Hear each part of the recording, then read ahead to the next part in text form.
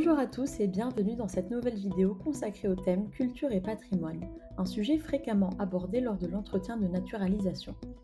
Connaître les éléments clés de la culture française, ses monuments, ses traditions, sa gastronomie et ses grandes institutions culturelles montre votre bonne intégration et votre intérêt pour la société française. Dans cette vidéo, nous allons découvrir 15 questions types formulées comme elles pourraient l'être lors de l'entretien. C'est parti! Quel monument célèbre se trouve à Paris et attire des millions de touristes chaque année? Il s'agit de la Tour Eiffel. Inaugurée en 1889 à l'occasion de l'exposition universelle, elle est située sur le Champ de Mars à Paris. Haute de 330 mètres, elle est devenue le symbole de la capitale et le monument payant le plus visité au monde. Quel château royal est classé au patrimoine mondial de l'UNESCO? Il s'agit du château de Versailles. Ancienne résidence des rois Louis XIV, Louis XV et Louis XVI, il est célèbre pour sa galerie des glaces, ses jardins à la française et son rôle dans l'histoire de la monarchie française. Il est classé au patrimoine mondial depuis 1979. Quel musée abrite la Joconde? C'est le musée du Louvre. Situé à Paris, c'est le plus grand musée d'art au monde. Il abrite plus de 35 000 œuvres, dont la célèbre Joconde de Léonard de Vinci, ainsi que des trésors de l'Égypte ancienne, de la Grèce antique et de la Renaissance. Quel écrivain français a écrit Les Misérables? Il s'agit de Victor Hugo. Il est l'un des plus grands écrivains français du XIXe siècle. Auteur aussi de Notre-Dame de Paris, il a été une figure engagée pour les droits humains, contre la peine de mort et pour la justice sociale. Il est enterré au Panthéon. Quelle fête nationale est célébrée chaque année le 14 juillet? Le 14 juillet célèbre la fête nationale française. Elle commémore la prise de la Bastille en 1789, un événement symbolique de la Révolution française. Ce jour-là, des défilés militaires ont lieu, notamment sur les Champs-Élysées à Paris, ainsi que des feux d'artifice dans tout le pays. Citez une grande manifestation culturelle qui a lieu chaque année en France. Ici, vous pouvez par exemple citer le Festival d'Avignon. Il se tient chaque été dans la ville d'Avignon et met à l'honneur le théâtre et les arts vivants. Des spectacles sont organisés dans des lieux historiques comme le Palais des Papes ainsi que dans toute la ville.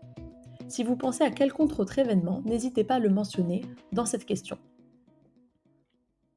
Quel événement cinématographique français est connu partout dans le monde? Il s'agit du Festival de Cannes.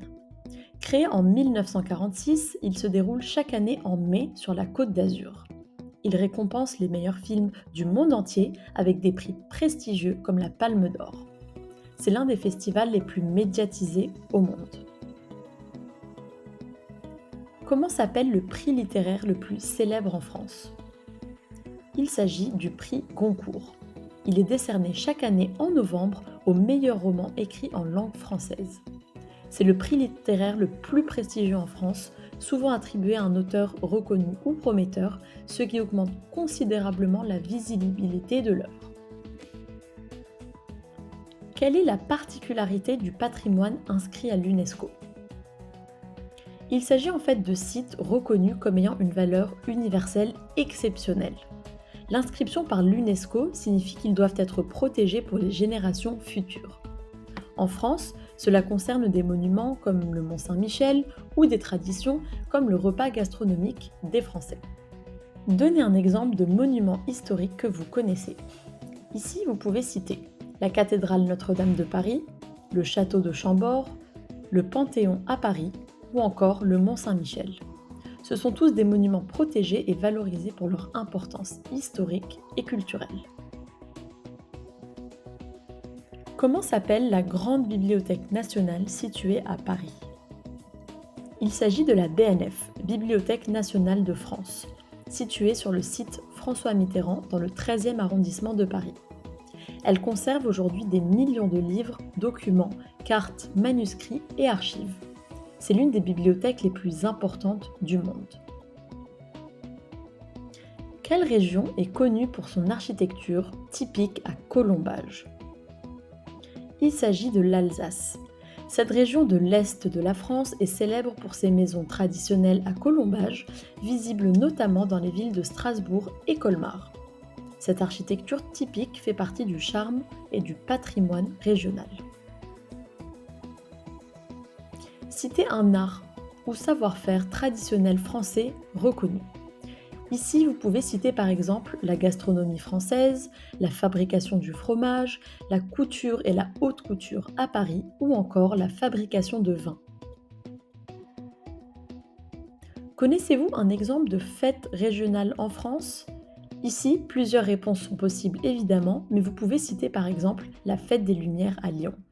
Chaque mois de décembre, la ville s'illumine pendant plusieurs jours grâce à des installations artistiques projetées sur tous les bâtiments. Cet événement attire chaque année des millions de visiteurs et met à l'honneur la créativité et la lumière. Et enfin, dernière question de cette vidéo, quel plat traditionnel français connaissez-vous? Beaucoup de réponses sont possibles, voici quelques exemples. Le bœuf bourguignon, qui est un plat mijoté à base de bœuf, de vin rouge, de carottes et d'oignons, originaire de Bourgogne. La quiche lorraine, une tarte salée à base d'œufs, de crème et de lardons, typique de la région Lorraine. La ratatouille, un plat provençal composé de légumes cuits comme la courgette, l'aubergine, le poivron et la tomate. Ou encore le cassoulet, un plat du sud-ouest à base de haricots blancs, de confit de canard et de saucisses. Et voilà, nous arrivons à la fin de cette vidéo. Nous espérons qu'elle a été utile pour vous. Continuez votre préparation en vous entraînant sur des quiz interactifs, en ayant accès à des fiches détaillées ainsi que des corrigés à chaque fin de session.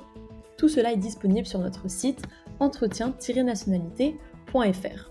N'hésitez pas à nous contacter en cas de questions et bon courage pour vos révisions.